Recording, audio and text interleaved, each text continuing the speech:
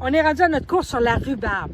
Vous savez, la rhubarbe, c'est une plante qui demande une terre excessivement riche. Donc, à tous les printemps, il faut y mettre un gros apport en fumier pourri de vache, si vous en avez. Si vous en avez pas, ben mettez du compost en masse, hein. Alors, pour en avoir, ici, j'ai une rhubarbe au gros soleil. Ça vient pareil au gros soleil, mais elle a tendance à monter en fleurs et à faire moins de beaux gros cotons. C'est une plante qui aime mieux la mi-ombre. Donc, je dirais une orientation sud-est sera parfait. Ça aime une terre qui garde l'humidité. Donc, on ne plante pas ça dans une terre graveleuse ou dans une terre trop sablonneuse qui se draine trop. On veut réellement quelque chose qui garde l'humidité. Fait que si vous êtes dans une terre sablonneuse ou graveleuse, rajoutez des feuilles dans le fond de votre trou, des feuilles mortes, des hachures de gazon ou de la mousse de la tourbe. On veut de quoi? De la fibre qui va garder l'humidité.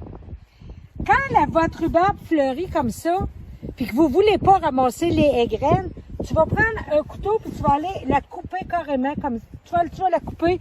Attendez pas qu'elle soit rendue toute en graines. À ce stade-là, on la coupe. Ça l'épuise le plan, la laisser aller pour rien. D'accord? Fait qu'on prend un exacto, voyez-vous? Si je peux l'ouvrir, c'est encore mieux. Hein? Alors, on va y aller réellement comme ça à la base. On la coupe. Puis, on s'en débarrasse. On garde ça pour faire du purin de rhubarbe contre les insectes. Quand vous voulez ramasser une branche de rhubarbe, on ne coupe pas. Pourquoi? Il faut arracher la branche. Regardez bien, je vais vous montrer. Voyez-vous ici, on a une belle branche. Je vais l'arracher. Et nous, rapproche-toi pour qu'on voit bien. Voyez-vous ici la naissance de l'œil nouveau de l'année prochaine? Moi, j'en vois deux, là. Ici, voyez-vous? Si je la coupe, le coton, cet œil-là va mourir.